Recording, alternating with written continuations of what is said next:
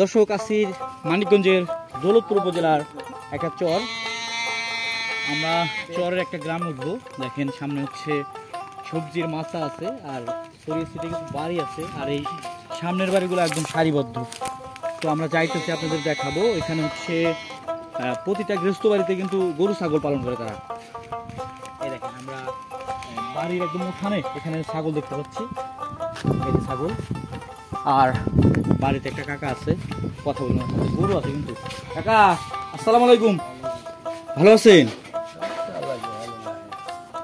কাকা এখানে আপনারা কতদিন আগে আইছেন? 4 মাস। এর আগে কোথায় ছিলেন? এর আগে ছিলাম লালপুর চর। দর্শক দেখেন এখানে কিন্তু গরু আছে, আর গরুর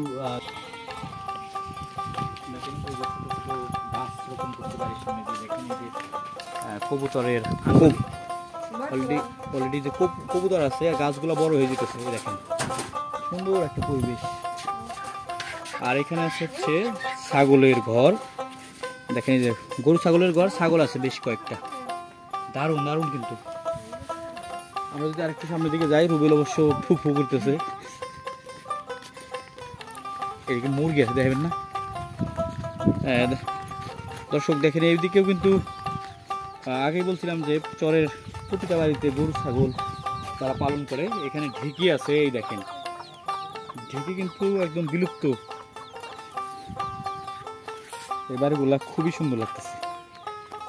এই আপনারা কিন্তু এসে গেলেন। এই হচ্ছে ছোট ছোট ঘর, টিনের ঘর চরাঞ্চলে। দারুণ একটা সুন্দর পরিবেশ। এই কাকা থাইহেন, সুন্দর একটা পরিবেশ। ঘরের সামনে গরু বাঁধা, সুন্দর সুন্দর। এটা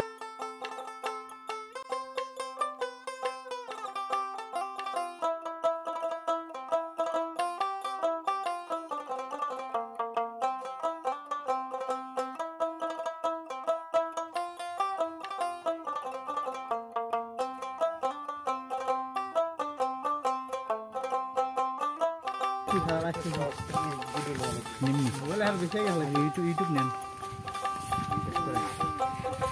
এই দেখেন সুন্দর করে গরুগুলা এখানে শুয়ে আছে।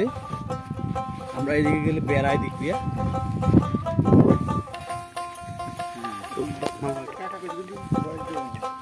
ওরে দেখেন দারুণ কিন্তু ছাগলের আবাসন এটা।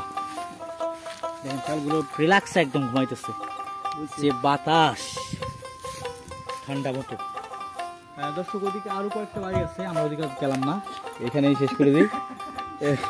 এই দেখেন ওইখানে হচ্ছে গরুর থাকার জায়গা, আর এদিকে সুন্দর সুন্দর টিনের ঘর। দেখেন টিনের ঘরের কিন্তু অন্য